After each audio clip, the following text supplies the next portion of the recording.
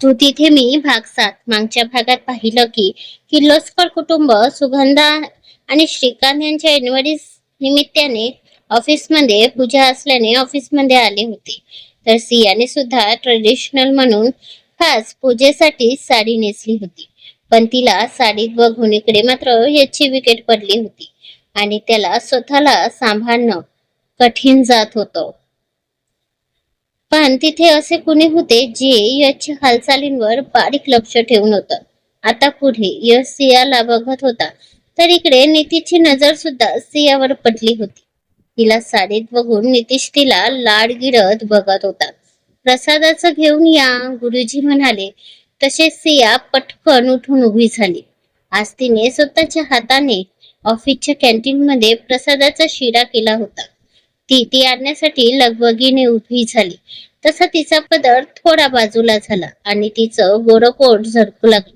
जे बघून नितीच्या डोळ्यात एक प्रकारची चमक आली आणि त्याचे हात तिला स्पर्श करायला वडवडू लागले. थोड्याच वेळात सिया प्रसादाचं भांड घेऊन आली. तसं नितीशने संधी साधून तिला अडकवून पाडण्याचा प्रयत्न केला जेणेकरून सिया पडेल आणि तिला वाचवायचं म्हणून नितीशला तिला स्पर्श करता येईल. हे स्वप्न बघत नितीश गालात हसला.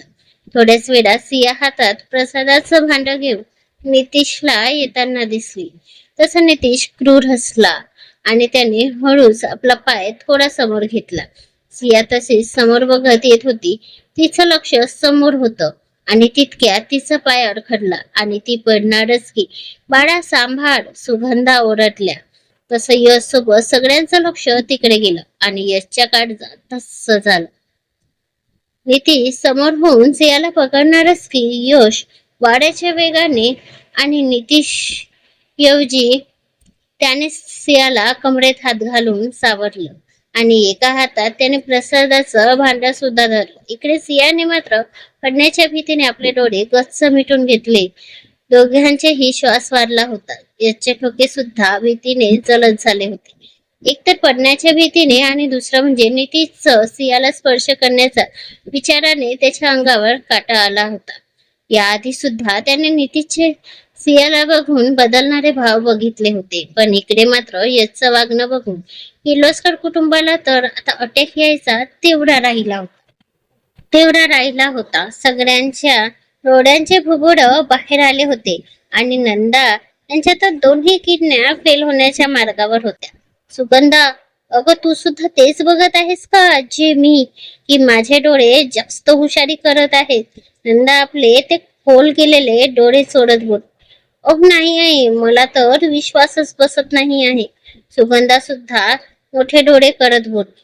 अगं पण हा चमत्कार झालाच कसा? मुलींच्या सावलीलाही उभा न राहणारा तुझा हा हिटलर चक्क एका मुलीला स्पर्श करतोय. माझ्या तर बाई किडनॅप फेल होते की काय असंच वाटत आहे. पोटात सुद्धा गुडगुड सुरू झाली आहे. अहो काय काय चाललंय तुमचं? कशाची खुसूर लावली आहे? श्रीकांत म्हणाले. तसे सुगंधा आणि नंदा एकमेकींना बघू लागले. तू तू ठीक तर आहेस ना? यशने स्त्रियाला व्यवस्थित उभं करत विचारलं. त्याच्या आवाजात काळजी आणि आपुलकी दिसत होती. जे बघून आता श्रीकांत शामराव यांचे सुद्धा हात तोंडावर गेले. त्यांचा हा मुलगा, हा नातू इतका गोड सुद्धा बोलू शकतो हे जरूर त्यांच्यासाठी जगातील 8वं अजूबं होतं. तर सुगंधा आणि नंदासाठी हा जीव घेणा धक्का. थँक्यू सर, सिया हळूच बोलली आणि याच्या हातून ते प्रसादाचं भांड घ्यायला गेली. इट्स ओके, मी करेल, तू बस, यश म्हणाला आणि ते घेऊन गुरुजींकडे आला. तर सिया सुद्धा आपल्या जागी जाऊन बसली. तर नितीश मात्र चिडून सियाला बघू लागला. पूजा झाली तसं गुरुजींनी सगळ्यांना तो प्रसाद द्यायला सांगितलं. बाळा तू दे, नंदा सियाच्या हातात देत बोलली. कदाचित त्यांना सुद्धा सोनमुख पसंत पडलं होतं आणि याच्या आधी त्यांनी सियावर नाचवण्याचा शिक्का मोडतब केला असावा. आणि करणार का नाही? ज्या हिटलरला त्या इतके वर्ष झेलत होत्या, फायनली त्याला झेलायला त्यांना कुणीतरी भेटली होती. नाहीतर त्यांना असं वाटत होतं की त्यांना हे सूट काही या जन्मात तरी मिळणार नाही, कारण यशने शपथच तशी घेतली होती. पण आज त्यांना वेगळाच पिक्चर बघायला मिळाला होता, त्यामुळे त्या फार आनंदात दिसत होत्या. याच्या नजर मात्र सिया जिकडे जाईल तिकडे वळायच्या. खास करून नितीशवर त्याचं बारीक लक्ष होतं. त्याच्या हातात असते तर त्याने आताच नितीशचे 3-13 केले असते. पण आपल्या मॉम डॅडच्या या स्पेशल दिवसावर त्याला कुठलाही ड्रामा क्रिएट करायचा नव्हता, म्हणून त्याचे हात बांधले होते. सुगंधा आणि नंदा मात्र गालातल्या गालात हसत सियाचं बघत होत्या. त्यांना सुद्धा सिया खूप गोड वाटली. जितकी दिसायला सुंदर तितकीच लागवी सुद्धा. थोड्याच वेळात सगळ्यांची भेट घेऊन किर्लोस्कर कुटुंब निघून गेलं. सुगंधा, तू सुद्धा तोच विचार करते आहेस का? नंदा सुगंधाला विचारात बघून म्हणाली आणि तिच्या समोर येऊन बसली. हो आई, पण आपण जो विचार करतो तसं काहीच नसेल तर? अगं वेडी आहेस का? तुझ्या त्या हिटलरच्या तोंडावर त्या मुलीला पडताना बघून जे 12 वाजले होते ते नाही पाहिलंस का? नंदा थोडी चिडत. कसा उडाला होता तो सुपरमॅन सारखा. हो ते तर आहे, पण हाय का? पण आहेच वाटतं मला. ते काही नाही, मी आजच माझ्या जासूसला त्याच्या मागे लावते, नंदा म्हणाली आणि लगेच फोन लावला सुद्धा. तर सुगंधा मात्र आपल्या सासूच्या तो उतावीरपणा बघून डोक्यावरच हात मारून घेतला. किर्लोस्कर एंटरप्राइज इकडे अजूनही आपल्या केबिन मध्ये बसून थोड्या वेळापूर्वीचे फुटेज बघत होता. त्याच्या डोळ्यात तसा तसा राग उतरत होता. ऋष, त्याने सरळ ऋषला आवाज दिला. तसा पुढच्या सेकंदाला ऋष त्याच्या समोर हजर राहिला. ऋष, मला आता त्या या ब्लडी माणसाची सगळी डिटेल हवी आहे. तो आपल्या कंपनीत कुठल्या डिपार्टमेंट मध्ये आहे, त्याचं नाव गाव सगळं मला हवं आहे. बोलत कृष्णे सरळ लॅपटॉप समोर केला, जिथे आता नितीशची फुटेज सुरू होती. कृष्णे ती बघितली आणि ओके बोलून निघून गेला. बॉस ना आजकाल खूप विचित्र वागतात. आता त्यांना या नीतीची डिटेल कशाला हवी काय माहिती, पण चेहऱ्यावरून तरी खूप सिरियस दिसत होते. बोलत बोलत कृष आपल्या कामाला लागला. किर्लोस्कर निघास. हॅलो, मी सांगितलेलं काम झालं का? माझा ब्रह्मचारी नातू अचानक कृष्ण कसा झाला काही माहिती? नंदा फोनवर बोलत म्हणाली. सुगंधा अजूनही त्यांच्या चेहऱ्याकडे पाहत होती. अहो आई, राहू द्या, असं ती हळूच बोलत विनंती करत होती. तर नंदा तिलाच डोळ्यांनी रागावत गप्प राहण्यास सांगत होती. नाही मॅडम, अजून तरी काहीच पत्ता लागला नाही. समोरून कुणीतरी बोललं. मग का फक्त बघत बसलात का? हातपाय मारा काहीतरी आणि लवकरात लवकर मला काय ते सांगा. बोलून नंदा यांनी फोन आपटला. आई, अहो आता त्यांचा राग फोनवर तरी नका काढू. सुगंधा, का तुझ्या पोटात का इतकं दुखत आहे? मी एक नाही तर 10 फोन आपटून टाकेन. अहो तसं नाही आई, मला मला सगळं समजते. तुला तुझी सत्ता गेलेली बघवणार नाही ना, म्हणून तू अशी वागत आहेस, बरोबर ना? नंदा बोलली तशी सुगंधा त्यांना बघू लागली. ती सासू अशी सुद्धा बोलू शकते यावर त्यांचा विश्वासच बसत नव्हता. आता अशी का बघत आहेस? नवीन मुलगी सून म्हणून या घरात येईल तर तुझं महत्व कमी होईल आणि तुला काही करून आपलं महत्व कमी होऊ द्यायचं नाही आहे, म्हणून तर तू मला ती माहिती काढायला थांबवत होतीस. नंदा बोलून गप्प झाल्या, पण त्यांचे शब्द मात्र सुगंधाच्या कानात कुणीतरी गरम तेल टाकावं तसं तरतरले होते. पण कोण म्हशी समोर पुंगी वाजवणार ना, म्हणून सुगंधा गप्प राहिली आणि सरळ उठून आपल्या खोलीत निघून गेली. किर्लोस्कर एंटरप्राइज इकडे सिया आपल्या कामात होतीच की अचानक तिचा फोन वाजला. तिने पाहिलं तर अनोळखी नंबरवरून कॉल येत होता. तिने तो घेतला, पण समोरून असे काही बोलल्या गेले की सियाच्या हातून फोन सुटला. आई, फक्त इतकंच काय तिच्या तोंडून बाहेर पडलं. तशी बाजूला असलेली नियाचं लक्ष तिच्याकडे गेलं आणि ती पटकन सियाजवळ गेली. सिया अजूनही घाबरलेली होती. तिच्या चेहऱ्यावर भीतीसोबत वेदना सुद्धा उतरल्या होत्या. अंगाची नुसती थरथर होत होती. सिया, अगं काय झालं? कुणाचा फोन होता? निया काळजीने सियाला विचारत होती. तर सिया फक्त रडत होती. नियाने तिला चेअरवर बसवलं आणि तिच्या समोर पाण्याचा ग्लास धरला. घे अगं, थोडं पाणी पी आणि शांत हो. निया तिच्या पाठीवर प्रेमाने हात फिरवत तिला शांत करण्याचा प्रयत्न करत होती. आतापर्यंत आजूबाजूची गर्दी सुद्धा जमली होती.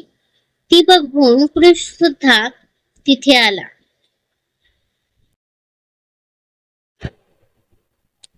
त्याने सुद्धा सियाला तसं बघितलं. मिस सिया, काय होते तुम्हाला? काही त्रास होतो का? वृष जवळ येत म्हणाला. त्याचा आवाज ऐकून सियाने मान वर करून पाहिलं. डोळे पाण्याने तुडुंब भरून आले होते आणि चेहऱ्यावर भीतीचे सावट होते. सर, सर, माझी आई, तिचा हॉस्पिटल. सिया अडखळत बोलली. तोंडून शब्द सुद्धा बाहेर पडत नव्हते. इतकी ती घाबरली होती. ओके ओके मिस सिया, तुम्ही जाऊ शकता. सरांशी मी बोलेल, ऋष म्हणाला. तशी सिया गडबडीत उठली. तिने कशी तरी आपली बॅग भरली आणि तशीच रडत रडत बाहेर पडली. थोड्या वेळात यशने जशी आपली मीटिंग संपवली, सर्वात आधी त्याची नजर सियाच्या डेस्कवर गेली आणि तिथे सियाला न बघून त्याचे डोळे मोठे झाले. तो अस्वस्थ होऊ लागला. त्याने पटकन ती फुटेज रिवाइंड केली आणि बघू लागला. तर थोड्या वेळापूर्वी सियाची झालेली अवस्था बघून त्याचा जीव वर खाली होऊ लागला. इतका की त्याला श्वास घेताना सुद्धा त्रास होऊ लागला. त्याने आपली टाय लूज केली आणि जोरजोरात तोंडाने श्वास घेत तो स्वतःला शांत करू लागला. पण त्याचे डोळे अजूनही अस्वस्थपणे त्या स्क्रीनवरच लागले होते. त्याची बेबी डॉल वेदनेने विव्हळत त्याला दिसत होती. तो समोर काही करणारच की कृष्णे दारावर टकटक केली. यशने पटकन स्वतःला सावरत शांत केलं आणि कृषला आत येण्याचा इशारा केला. सर, मिस सिया यांना हॉस्पिटल इमर्जन्सी आल्याने जावं लागलं, कृष्णे सांगितले. तसा आता मात्र यश आणखी घाबरला. त्याचं हृदय आणखी जोराने धडधडू लागलं. श्वास पुन्हा वरखाली होऊ लागला. बेबी डॉलला काही झालं तर नसेल ना, हा विचार त्याच्या अंगावर काटा देऊन गेला. अंग हलकं कंपन करू लागलं. Sir, sir, are you okay? तुम्ही ठीक आहात ना? त्याची झालेली अवस्था बघून कृष्णने समोर येत विचारलं. आय एम फाईन, यश शांत होत म्हणाला. त्याने समोर असलेला पाण्याचा ग्लास घेतला आणि रिकामा करत स्वतःला रिलॅक्स करू लागला. इकडे सिया तशीच रडत रडत ऑफिस म्हणून बाहेर पडली आणि पटापट पाय टाकत स्टॉप कडे जाऊ लागली. आईच्या काळजीने तिचे अश्रू थांबता थांबत नव्हते. एक आईच तर होती तिचा आधार. तिच्याशिवाय दुसरं कुणीही नव्हतं तिला, ज्याला ती आपलं म्हणू शकणार होती. म्हणून तिला तिचा विचार करून आणखी भरून येत होतं. ती टॅक्सीच्या शोधात इकडे तिकडे बघत जातच होती की अचानक तिच्या समोर एक कार येऊन थांबली. मॅडम, तुम्ही आत बसा, मी सोडतो तुम्हाला, ड्रायव्हर म्हणाला. तसे सिया थोडे घाबरली आणि इकडे तिकडे बघू लागली. मॅडम प्लीज, ड्रायव्हर पुन्हा बोलला. पण सिया मात्र घाबरतच होती. इतक्यात यशने आपल्या बाजूने गाडीची काच खाली केली आणि तिला आत बसण्याचं खुणावलं. तर सिया सुद्धा गुपचूप आत बसली. तिला सुद्धा आता काहीही करून हॉस्पिटलला लवकरात लवकर पोहोचायचे होते. त्यात यशला बघून माहिती नाही का, पण तिच्या हृदयाने तिला आश्वस्त केलं होतं. ती बसली तशी यशने गाडी हॉस्पिटलला घ्यायला सांगितली. ऋषने सांगितल्यावर यश सुद्धा वेळ न घालवता ऑफिस बाहेर पडला आणि त्याने आपले सोर्सेस वापरून आधी सियाच्या आईला लवकरात लवकर चांगल्या हॉस्पिटलमध्ये हलवायला सांगितलं होतं आणि तो सियाला घ्यायला आला. रिलॅक्स, काही होणार नाही, यश सियाला धीर देत म्हणाला.